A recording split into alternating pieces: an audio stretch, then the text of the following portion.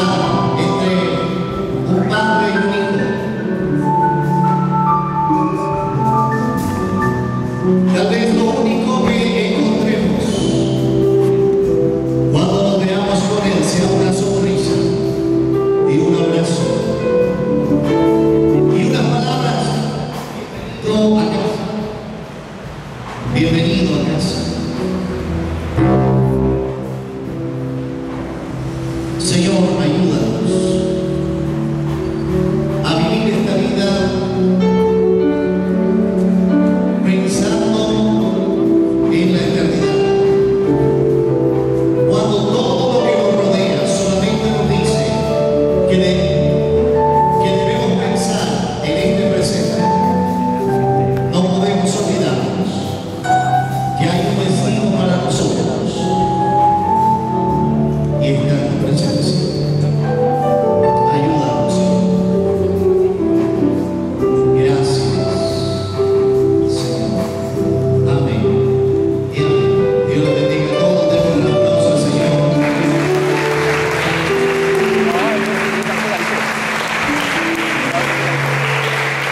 ¿Por qué no saluda a la persona que está a su lado esta hora? Señor, Dios los bendiga. Bienvenido a Casa Cristiana, esta preciosa mañana que el Señor nos regala. ¿Cómo tomar su lugar?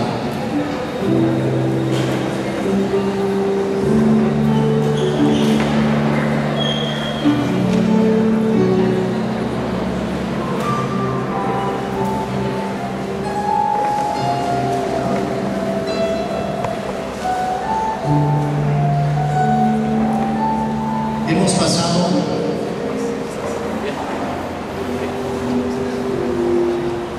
ya las primeras semanas de este año 2011, que hemos llamado año de restitución. Significa que este año usted y yo veremos cosas que en el año pasado se dañaron o las dañamos, y que este año Dios va a hacer algo nuevo, va a restituirnos aquello que perdimos. Y mi deseo es recordarle eso para que, pasada la semana de este año 2011, podamos discernir que lo que viene ocurriendo es parte de la promesa. Cuando hablamos de restitución, no hablamos solamente del área financiera, hablamos de todas las áreas. Y también es mi deseo que a medida que Dios vaya obrando, usted pueda contar ese testimonio para darle gloria a Dios. A veces a algunas personas les da temor, miedo, microfobia, que es la fobia al micrófono, para contar aquellas cosas que el Señor viene haciendo. Pero es que debemos contar los milagros del Señor. Hay algo interesante con lo cual quiero compartirles la palabra, y es acerca de los propósitos. ¿Cuántos hicieron propósitos para este año 2011? Escribieron promesas, dijeron: este año voy a hacer esto, de aquello. Las estadísticas dicen que la mayoría de personas, sus propósitos les duran 3 semanas. Las empresas dedicadas a la venta de cigarrillo disminuyen sus ventas las 3 primeras semanas del año, pero pasadas las 3 primeras semanas todo vuelve a la normalidad. Es más, empiezan a aumentar sus ventas, porque al inicio del año muchas personas dijeron: este año dejo de fumar, y su empeño le duró 3 semanas. ¿Cómo hacer que cada propósito, cada plan que hemos diseñado para este año dure más que 3 semanas? Y quiero mostrarle en la palabra del Señor 3 cosas que nos van a ayudar a entender lo que Dios quiere hacer este año en nuestra vida, para que los propósitos de restitución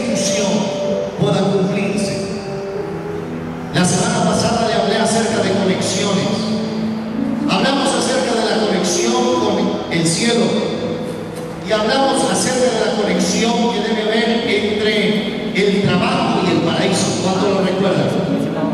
¿Cuántos esta semana, o hace 15 días hablamos de eso, cuántos han bendecido su trabajo durante estas semanas?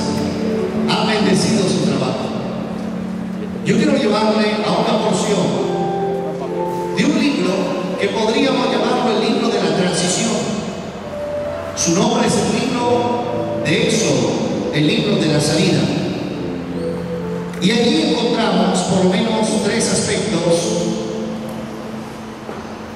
que quiero que guardemos en nuestro corazón esta mañana. Capítulo 13 del libro de Éxodo. Es fácil de encontrar, es el segundo libro de la Biblia. Hazme que se comparta su Biblia con alguien que de pronto no haya traído la Biblia. Hoy cargar la Biblia es muy fácil, hasta en el celular puede hacerlo, así que podemos tener un encuentro con esta porción de la palabra del libro de Éxodo, capítulo 13. Capítulo 13, verso 1 en adelante. Libro de Éxodo, capítulo 13, verso 1 en adelante. Dice la palabra del Señor: Jehová habló a Moisés diciendo: conságrame todo primogénito, cualquiera que abre matriz entre los hijos de Israel, así de los hombres como de los animales, mío es. Vaya al verso 12. El versículo 12 dice: dedicarás a Jehová todo aquel que abriere matriz, y asimismo todo primer nacido de tus animales. Los machos serán de Jehová, mas todo primogénito de asno redimirás con un cordero, y si no lo redimieres, quebrarás su cerviz. También redimirás al primogénito de tus hijos. Cuando nosotros nos acercamos a entender el tiempo de Dios, a veces cometemos un error, que es creer que Dios obra de acuerdo a nuestros tiempos, a nuestro cronómetro. Yo les he enseñado que existen dos palabras para hablar de tiempos en el griego. La primera es la palabra cronos, que tiene que ver con nuestro tiempo. Dios creó el universo. Hay una teoría en la teología judía que aparece una palabra llamada Simpson.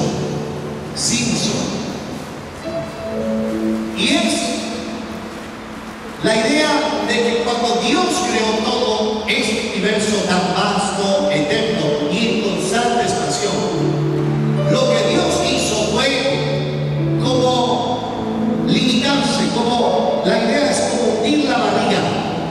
Esa es la palabra Simpson, hundir la barriga para crear un espacio. En otras palabras, de lo que hoy el hombre está investigando, todo Dios lo llenaba, pero Dios creó un espacio para crear el universo. Y en ese universo crearon un planeta que, comparado con los planetas, con las galaxias, es diminuto. Y en ese diminuto planeta llamado Tierra, crear al hombre para que se cree. Pero Dios vive en algo que es el Kairos, que significa el tiempo de Dios, que es la eternidad. Dios no está limitado, no se levanta a las 6 de la mañana ni se acuesta a las 12 de la noche. En Dios no existen horarios, no existe horario de almuerzo, de comida. En Dios existe una eternidad, y esa eternidad se mueve de acuerdo a algo y se llama propósito. Diga conmigo, propósitos. Cuando yo quiero alinear mi tiempo, mis planes, mis proyectos a la voluntad de Dios, yo tengo que entender que Dios no se mueve de acuerdo a mi cronómetro, sino de acuerdo a su propósito. Otra vez, cuando quiero alinear mis planes, mis anhelos, mi cronómetro al tiempo de Dios,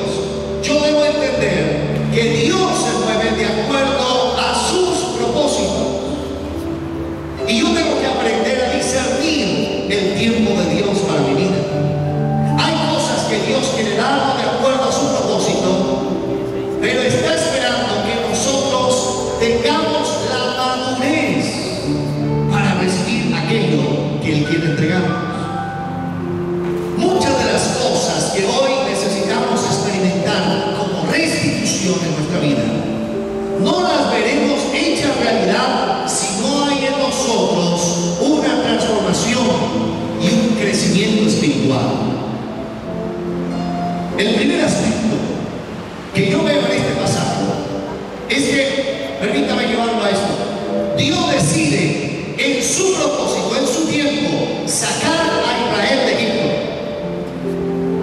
El tiempo de Dios, 430 años de esclavitud, 4 generaciones o 3 generaciones en esclavitud, clavado, líbranos de esta esclavitud, trabajando solamente para su sustento diario.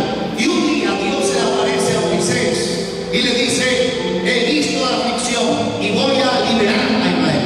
El tiempo de Dios.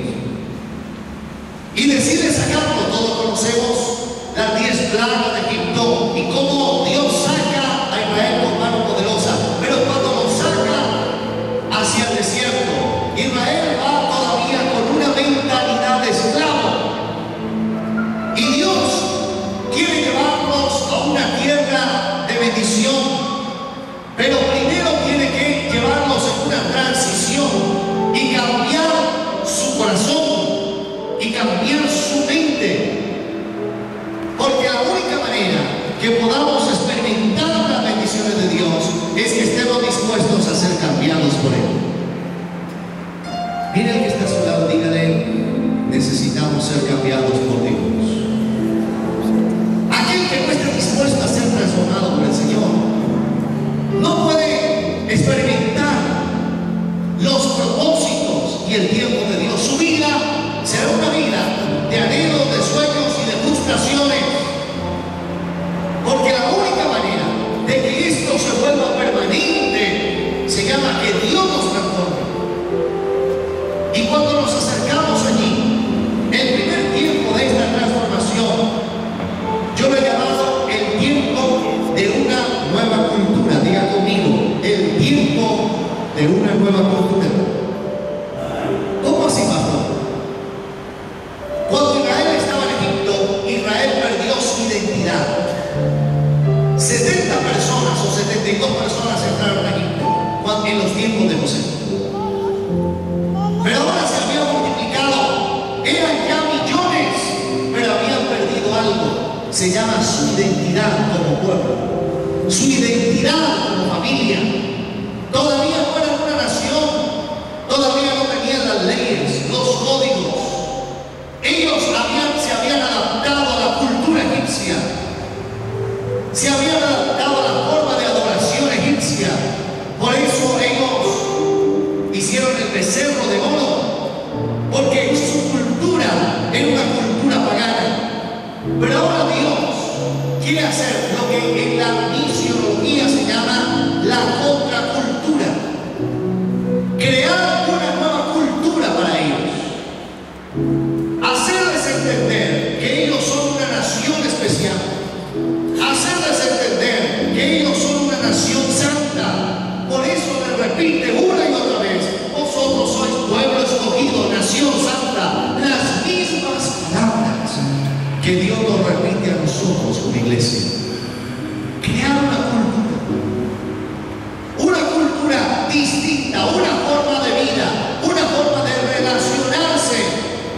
Cuando nosotros llegamos a conocer del Señor, empezamos a hacer cosas que antes no hacíamos.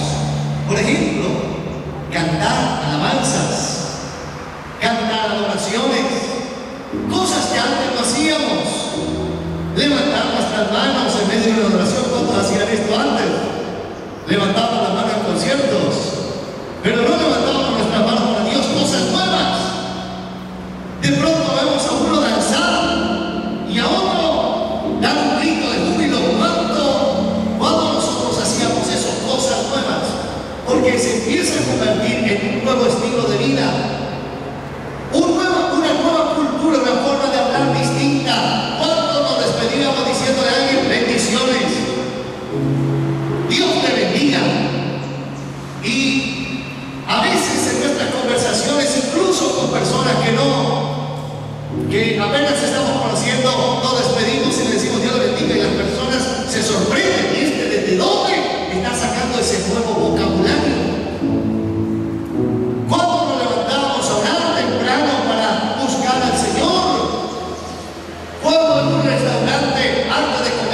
levantamos una oración, no importando cuántos estuvieran viéndonos, una nueva forma de vida. Para muchos cuantos pedían perdón después de haberse equivocado, para muchos no era fácil, ahora es un estilo de vida. El reconocer nuestras equivocaciones, crear una nueva cultura. Y Dios le dijo, conságrame lo primero. Para crear una nueva cultura tenemos que entender el poder de la consagración. El poder de consagrar lo primero. Lo que Dios dijo es, todo lo que sea primero en tu vida es mío, no tuyo. Uno dice, todo lo que sea primero en tu vida no es tuyo, es mío, me pertenece. Porque quiero enseñarte en esta nueva cultura que yo soy el primero en tu vida. Soy primero antes de que tu esposa o tu esposo. Soy primero antes que tus hijos. Soy primero antes de todo lo que necesitas en esta tierra o necesitamos en esta tierra. Él es primero. En esta nueva cultura nosotros necesitamos vivir con Dios en el primer lugar. En nuestra economía, en nuestra casa, en nuestra familia, nuestros hijos deben entender que Dios es lo primero. Consagrarás lo primero. Y en esa parte de consagrar lo primero, hay una verdad espiritual maravillosa. Y es que si el pueblo de Israel no consagraba lo primero, todo lo demás quedaba bajo maldición. Cuando no le damos el primer lugar a Dios en nuestra vida, estamos expuestos a que lo que queda no está bajo la bendición de Dios. Entonces nacía el hijo primogénito. Y cuando nacía el hijo primogénito, tenía que redimirlo. ¿Cómo lo redimía? Tenía que ir donde el sacerdote y traer una ofrenda sustituta para este niño o niña que había nacido. De acuerdo a su capacidad, si era muy pobre, 2 palomitos, 2 palomos. Si era una persona adinerada, tenía que dar bueyes. Si era una persona de clase media, tenía que dar cordero. Pero de acuerdo a su capacidad, no podía aparecer una persona con mucho dinero con 2 palomitos, porque entraba bajo maldición. No se aceptaba la redención, porque todo era de acuerdo a su capacidad. En esta cultura de Dios en el pueblo, llegaba para que se redimiera lo primero. Y si no se redimía lo primero, entonces debía matarse lo primero. Un asno era valioso para el pueblo, porque le ayudaba a hacer labores en el campo. Y Dios dice, si no lo redimes, mátalo. Si no lo redimes, mátalo. Tienes que entregarme a mí lo primero. Dios estableció leyes para enseñarnos a nosotros que esto de lo primero no es un juego. Nuestros hijos no son nuestros, son de Él. Nosotros no podemos permitir creernos y quedarnos con aquellas cosas que le pertenecen a Dios. Nuestro corazón le pertenece a Dios. ¿A cuántos le han entregado el primer lugar a Jesús en su vida, en su corazón? El tiempo que vemos aquí es el tiempo de una nueva cultura. Entrégame lo primero. Ahora, cuando alguien te invita para ir a un lugar, dices, el domingo no puedo en la mañana porque quiero dedicarle esa primera mañana al Señor. Si quieres, después del mediodía nos vemos. Porque empieza a coger tanta fuerza lo primero en nuestra vida, que nos sentimos mal cuando no podemos venir a la iglesia, cuando no nos congregamos, nos sentimos mal. Algo nos faltó porque nos enseñamos a dar lo primero. Cuando doy lo primero, demuestro dónde está mi corazón. Permítame solamente ilustrarle esto con algo más para pasar a lo segundo. Un joven que honraba a su padre y a su madre. Un joven que no robaba. Un joven que era recto en sus negocios. Un joven que tenía aproximadamente 30 años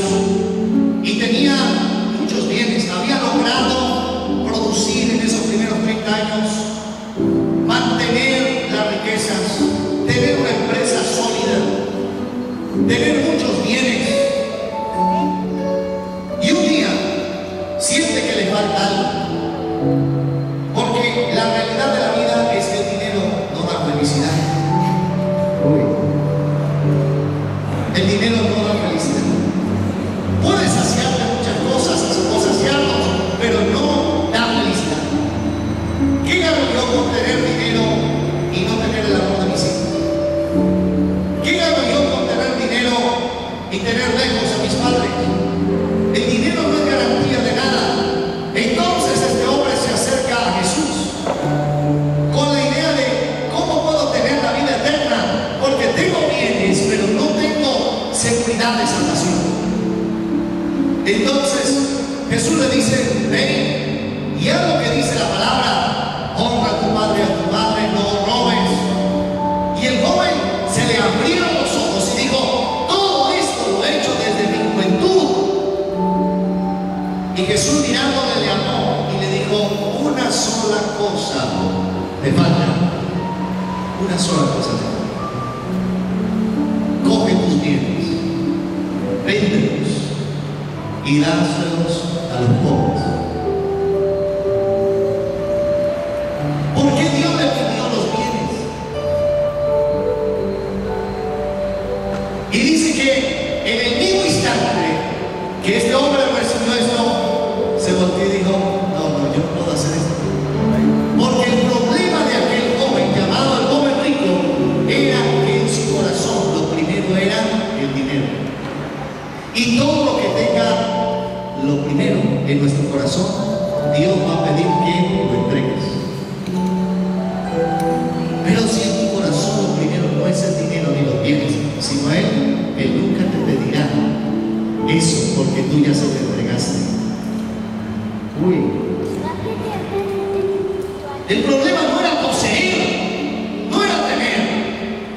No tenga miedo de decir: oye, ahora el Señor me va a pedir mi casa. El Señor no. Si eso no es lo primero, pero si es lo primero, te lo puede pedir. Un día Dios le pidió lo primero a ¿quién? Abraham: dame tu hijo, ofrécemelo. Y Abraham salió y se lo ofreció, demostrándole que en el corazón de Abraham Dios era lo primero antes que él. Y esa nueva cultura va a abrir puertas. No podemos vivir la vida de la misma manera que la vivimos en el 2010, dejando ciertamente lo que está atrás y extendiéndonos hacia lo que está delante. Lo segundo que quiero mostrarles es el tiempo de transición. Diga conmigo: tiempo de transición. Vaya conmigo al verso 17. Verso 17. Y luego que el faraón dejó ir al pueblo, Dios no lo llevó por el camino de la tierra de los filisteos, que estaba cerca, porque dijo Dios: para que no se arrepienta el pueblo cuando vea la guerra y se vuelva a Egipto. Mas Dios hizo que el pueblo rodease por el camino del desierto del Mar Rojo, y subieron los hijos de Israel de Egipto armados. Mire lo que dice el versículo 21. Y Jehová iba delante de ellos de día en una columna de nube para guiarlos por el camino, y de noche en una columna de fuego para alumbrarles, a fin de que anduviesen de día y de noche. El tiempo de transición es un tiempo de cobertura divina, de cobertura. Es un tiempo donde Dios nos va a mostrar que no estamos solos, que Él está con nosotros, que Él va a favorecernos. Cuando nos colocamos a Él en nuestro camino, Dios nos ayuda en todo. Esta semana tomamos rápidamente la decisión con mi familia de salir 3 días y nos fuimos hacia el sur de Colombia. Y oramos antes de salir el miércoles que Dios nos bendijera, que nos guardara en el camino, que nos llevara muy bien. Y ya cuando estábamos llegando hacia la ciudad de Pasto, el carro dejó de acelerarse. Ya íbamos llegando en la bajada, cuando uno va descolgándose. Llegamos hasta toda la entrada allí para almorzar y teníamos el carro parado.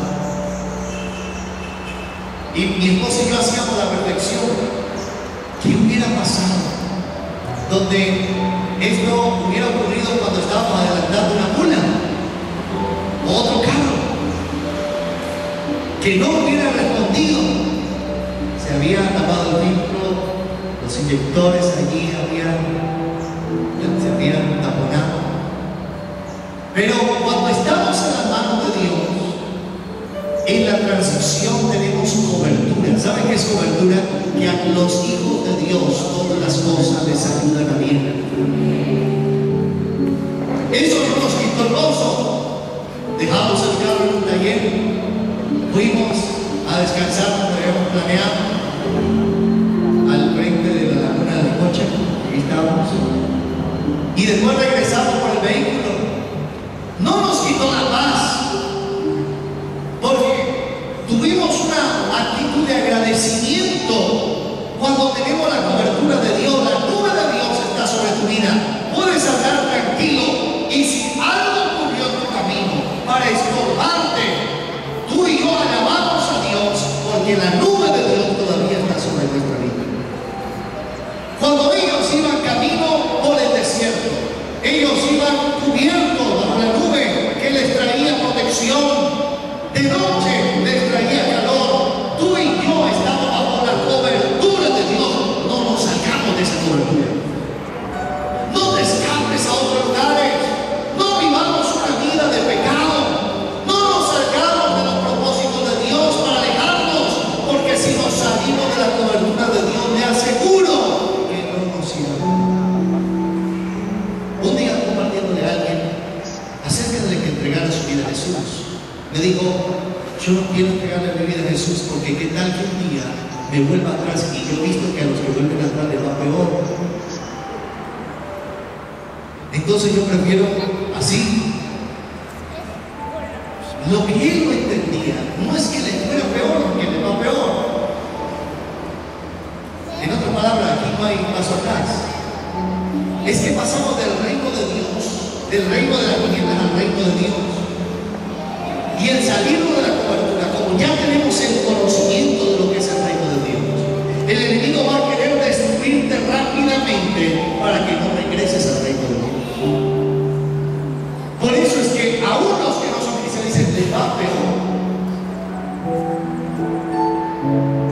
Nosotros ahora estamos bajo la cobertura del reino de Dios. Tenemos dificultades, fallas, nos equivocamos, pero estamos bajo el reino de Dios. En la transición que tenemos este año, necesitamos vivir bajo esa cobertura. No nos movamos sin consultar con Dios.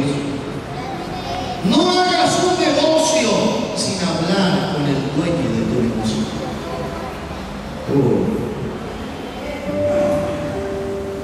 Este es el negocio de la vida.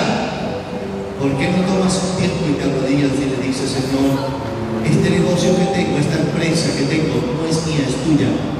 Lo hago, lo hago. Dime, háblame. Eso trae honra. Si la persona con que estás negociando te está presionando, dile: necesito hablar con mi jefe, necesito hablar con la persona más importante de mi vida. Yo no hago nada sin consultar primero con Dios. Para la gente será extraño, porque esa no es la cultura del mundo. La cultura del mundo es: ustedes saben para los negocios, haga esto, aquello. ¿Qué capacidad tienes? Humanismo puro. Pero nosotros no vivimos bajo patrones de humanismo, sino bajo el patrón del cristianismo, donde Cristo es lo primero y donde dependemos de Él. Donde puedes decirle: Señor, no sé, me parece atractivo esto, pero no sé si es tu voluntad. Las abuelas decían: no todo lo que brilla es oro. Entonces, en vez de emocionarme para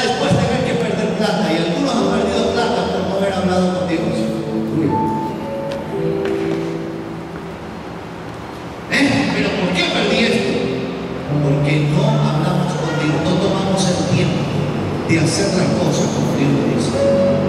Cobertura. Lo tercero, quiero llevarlo al capítulo 14.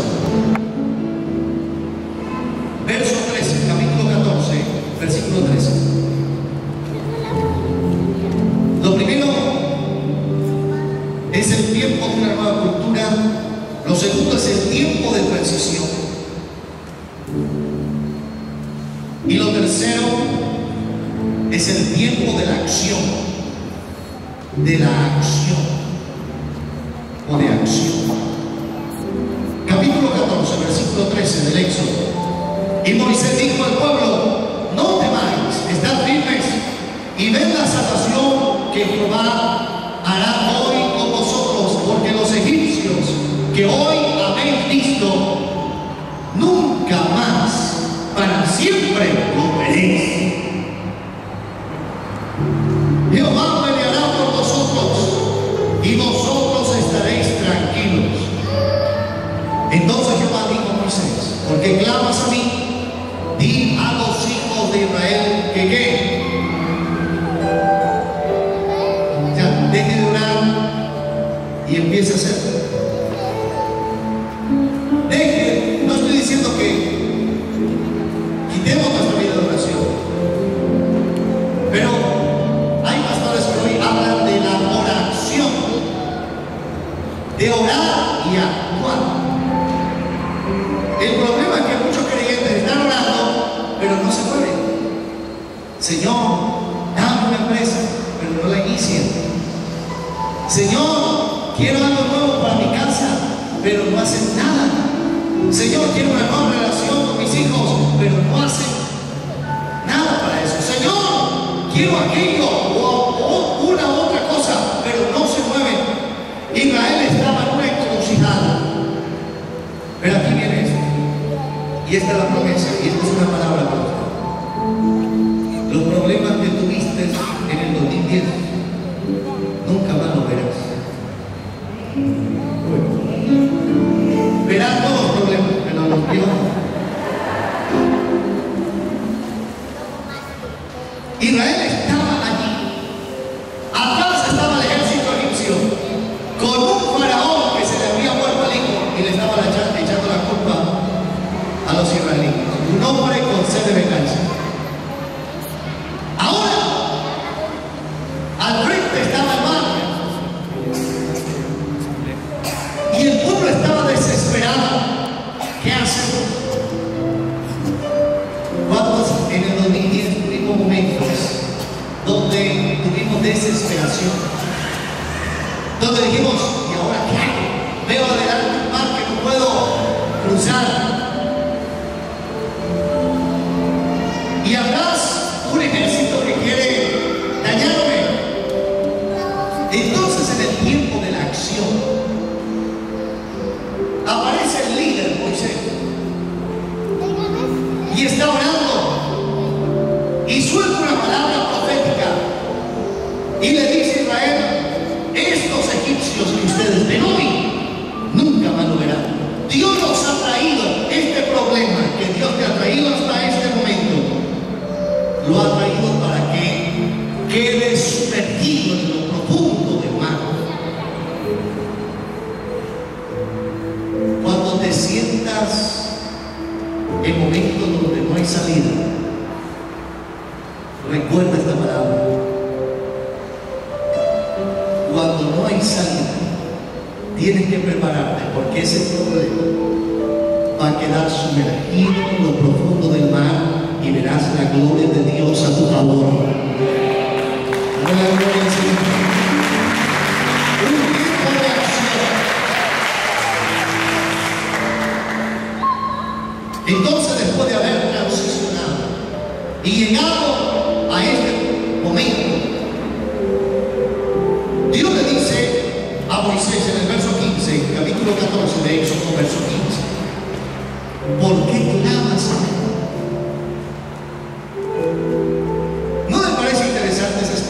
Esa pregunta de Dios: ¿por qué clamas a mí? Señor, arréglame este problema. Y eso dice: ¿por qué clamas a mí? Arréglalo. Marcha, muévete, haz lo que tengas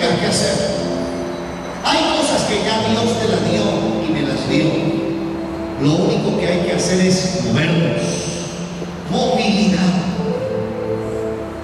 dar pasos de fe.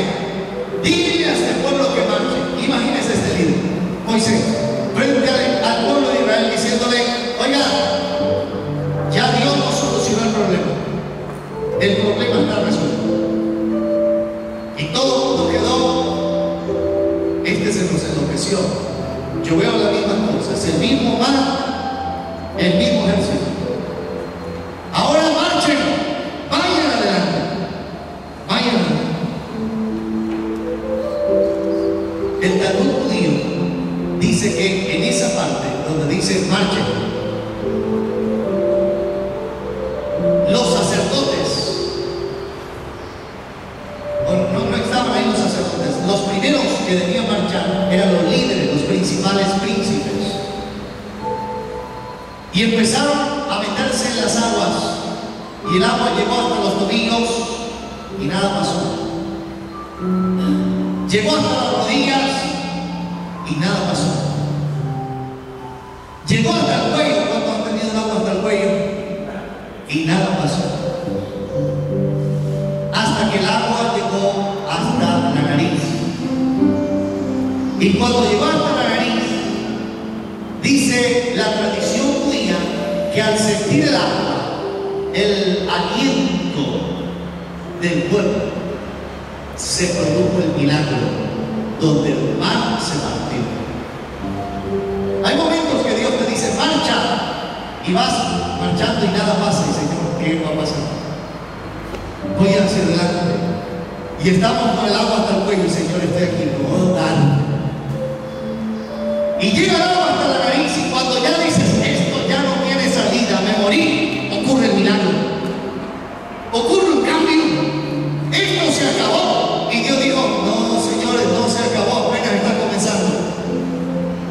Esta situación ya no hay marcha atrás. Y Dios dice: no, señores, esto apenas está comenzando. Lo nuevo apenas viene. Bueno, yo lo he visto semana tras semana, año tras año. A veces me he sentado en la oficina con parejas, con familias, y yo tengo que decirle algo. A veces, en medio de todas las dificultades, yo pienso: Señor, esto nos tiene arreglo. Señor, ¿qué hacemos? Yo oro, ayudo.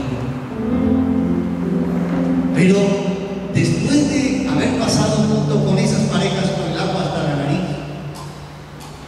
algunos diciendo: ya, me voy.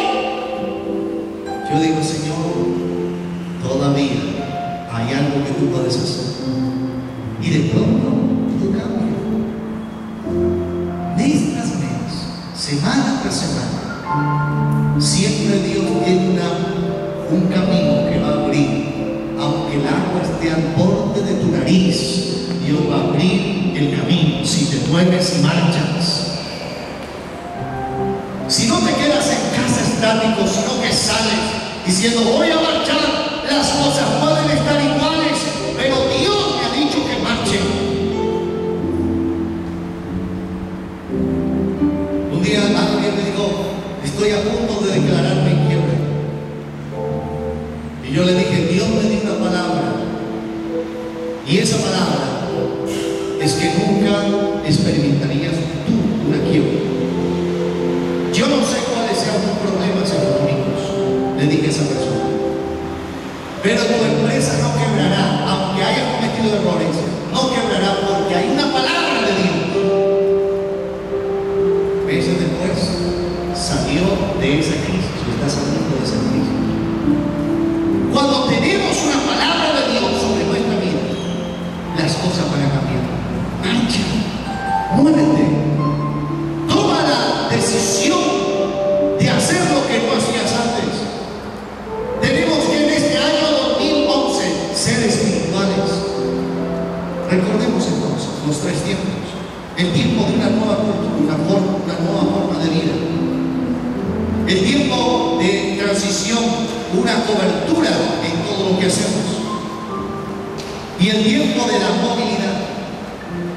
Tiempo de la movilidad. Cuando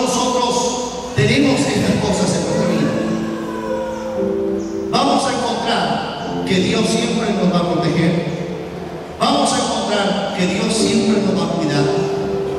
Y vamos a encontrar que si caminamos bajo la cobertura de Dios, a los que aman a Dios, todas las cosas les ayudan para bien. Permítame terminar diciendo lo siguiente.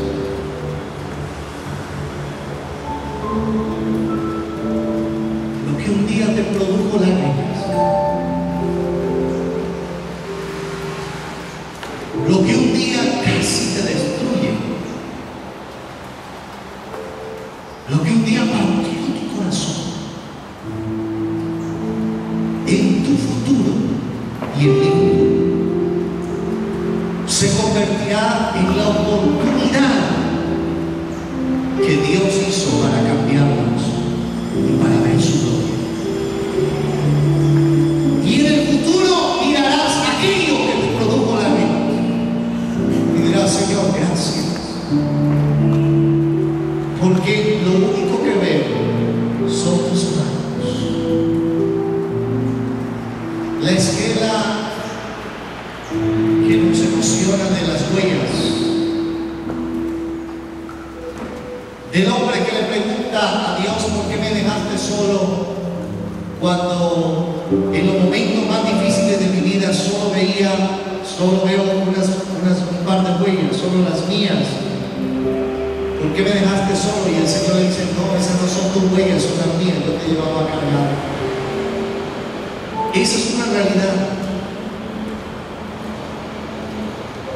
Dios todavía es capaz de cargarnos en los momentos de cansancio. Y yo no sé qué expectativa tengas.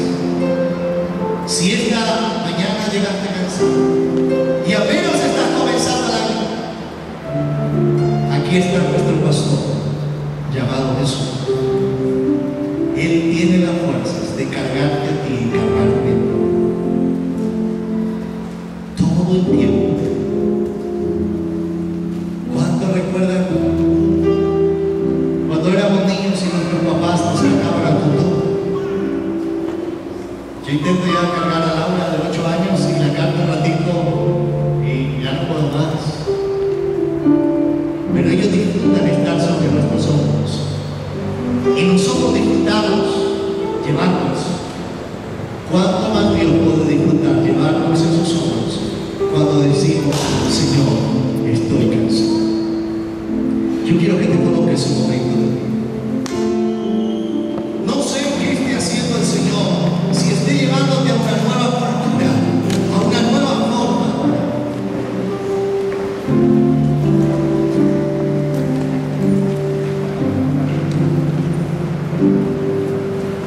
Pero lo que sí quiero decirte es que hay un tiempo donde Dios va a crear algo nuevo. Está haciendo algo nuevo en tu vida. Cierra un momento tus ojos y escucha lo siguiente.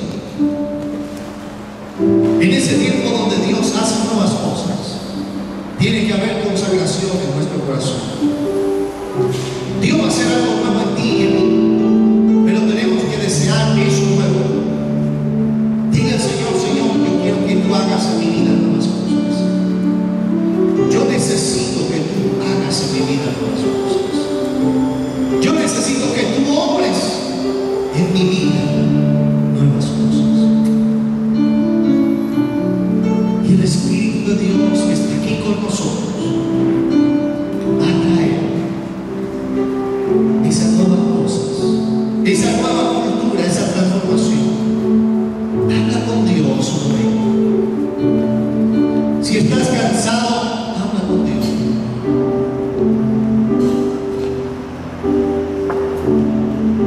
Yo quiero hacer 3 oraciones.